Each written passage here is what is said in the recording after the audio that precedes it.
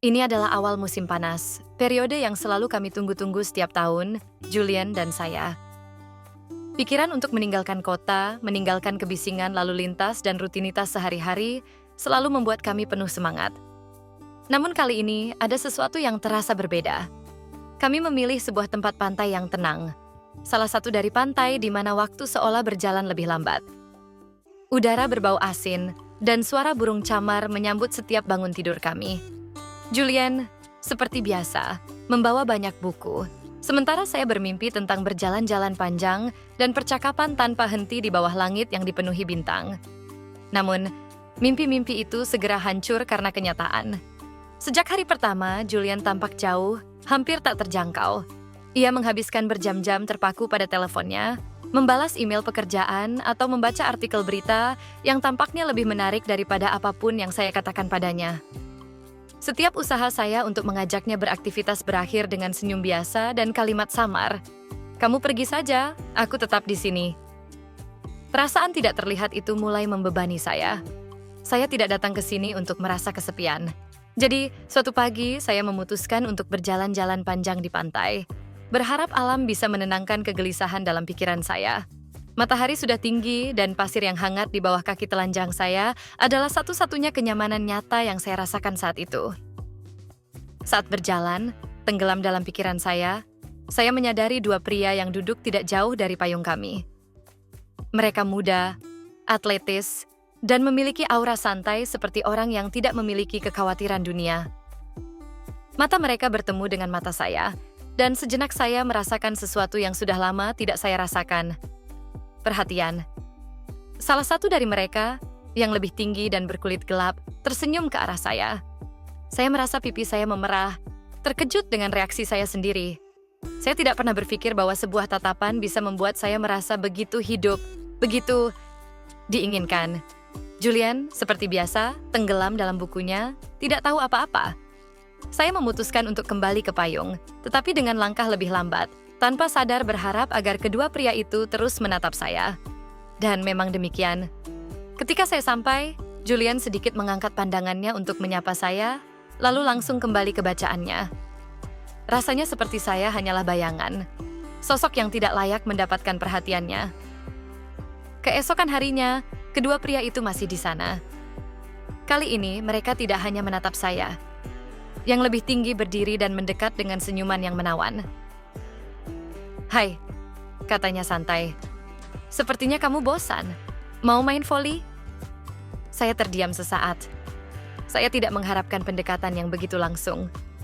"Oh, saya tidak terlalu pandai," jawab saya, berusaha terdengar acuh tak acuh.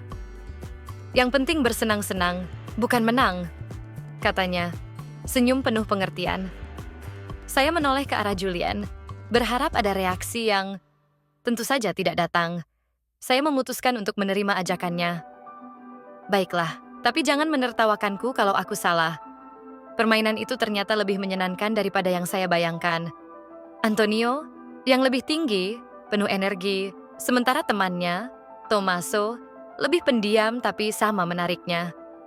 Saya merasakan tatapan mereka padaku, dan setiap kali mereka tertawa karena kesalahanku, mereka melakukannya dengan kelembutan yang membuat saya merasa nyaman. Saya merasa muda, tanpa beban, seolah-olah momen itu adalah jeda dalam kehidupan yang mulai terasa terlalu dapat diprediksi. Setelah permainan, Antonio mengajak saya minum sesuatu di bar pantai. Julian tentu saja menolak ajakan itu, membiarkan saya pergi sendirian. Saya tidak merasa bersalah, lagi pula saya tidak melakukan sesuatu yang salah, setidaknya untuk saat itu. Bar itu nyaman, dengan cahaya redup dan musik latar yang lembut. Duduk di sekitar meja kecil, kami mulai berbicara. Antonio karismatik, penuh dengan cerita-cerita lucu. Tommaso di sisi lain memiliki aura yang lebih misterius.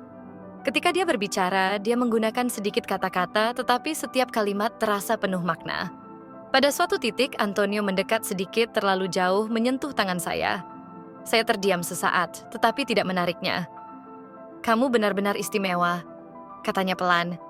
Kata-kata itu, sederhana namun menghujam, membuat saya terkejut. Kapan terakhir kali Julian memberi saya pujian? Waktu berlalu begitu cepat, dan sebelum saya menyadarinya, sudah gelap. Antonio dan Tommaso mengajak saya berjalan-jalan di pantai.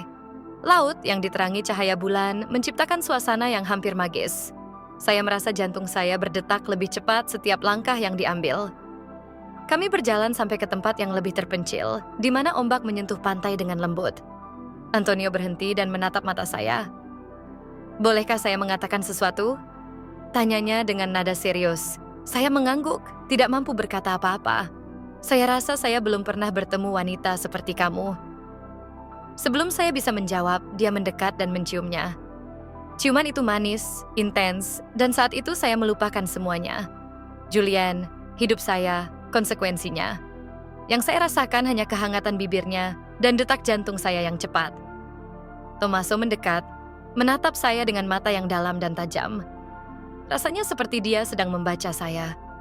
Tanpa berkata sepatah kata pun, dia meraih tangan saya dan menciumnya di leher. Malam itu adalah putaran emosi, sebuah petualangan yang tak pernah saya bayangkan akan saya alami. Saya kembali ke hotel saat fajar menyingsing, dengan pikiran yang masih bingung dan hati penuh rasa bersalah. Julian tidur nyenyak, tak tahu apa-apa. Saya menyelinap ke bawah selimut di sampingnya, bertanya-tanya bagaimana saya akan menghadapi hari berikutnya. Tapi saya tahu satu hal, tidak ada yang akan sama lagi seperti sebelumnya.